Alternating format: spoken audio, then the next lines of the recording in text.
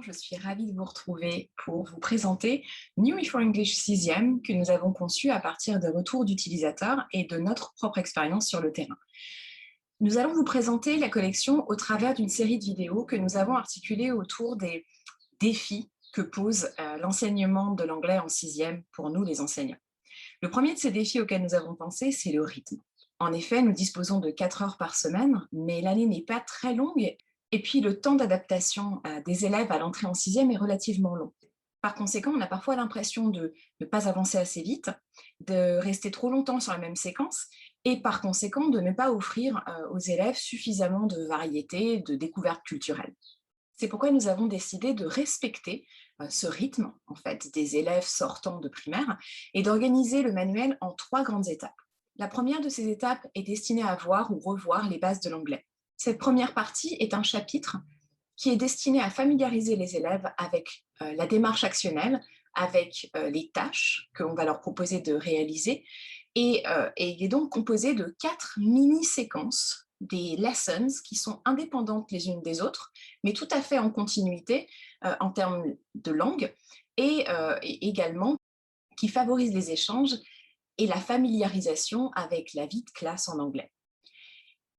Chaque mini-séquence est destinée à être menée en 3 à 4 séances, soit environ une semaine par leçon, et ce qui nous amène au mois d'octobre, et donc au démarrage de la deuxième grande partie du manuel, qui constitue le cœur de l'apprentissage en 6e, et qui est composé d'un certain nombre de chapitres. On sait, en tant qu'enseignant, qu'une des raisons pour lesquelles les séquences se décalent, entre guillemets, c'est l'envie qu'on a d'insérer de temps en temps les activités qui sont liées à des fêtes calendaires. Parce que ça plaît aux élèves, parce que c'est intéressant de leur montrer comment se déroulent certaines fêtes dans des pays anglophones. Mais finalement, s'il s'agit uniquement d'activités ludiques qui ne sont pas intégrées à la progression, et bien en fait on décale cette dernière et puis l'apport linguistique de la séquence ou de l'activité n'est pas forcément très optimal. Là, du coup, on a décidé d'intégrer 2 fêtes, Halloween aux États-Unis et Noël en Grande-Bretagne, au sein de la famille royale et au sein de la famille d'un de nos petits correspondants.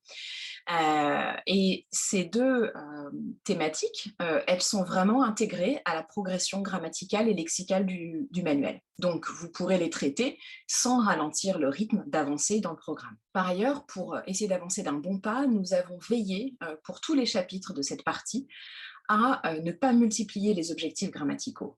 En effet, pour chaque chapitre, vous trouverez 2 objectifs grammaticaux uniquement. Et en plus, nous avons veillé à ce que cette progression soit spiralaire.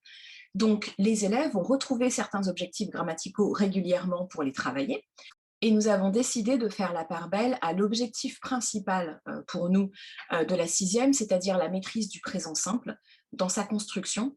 Et donc, du début des premiers, deuxième et troisième chapitres, où les élèves vont manipuler le présent avec les verbes be et have, on va ensuite arriver à partir du chapitre 4 sur le présent simple avec des verbes d'action, le questionnement, les formes négatives évidemment, pour ensuite arriver uniquement au chapitre 8 sur be plus ing, qui revêt un caractère relativement abstrait et en termes de construction est tout à fait différent du présent simple, mais a priori, si le présent simple est suffisamment maîtrisé avant, le passage à be plus ing ne devrait pas poser de problème.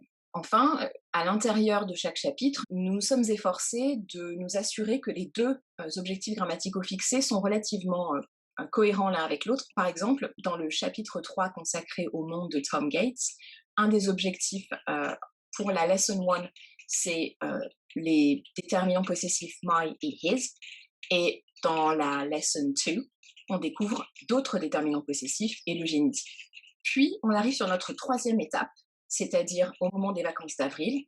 Les élèves, forts de presque une année entière de 6e, sont alors prêts à s'embarquer dans des séquences un petit peu plus denses en termes de contenu, avec des objectifs qui sont tout à fait atteignables en 6e, mais qui vont quand même permettre de préparer les élèves à ce qu'ils vont pouvoir faire en 5e. Et ça, ce sont les chapitres 9 et 10 du manuel.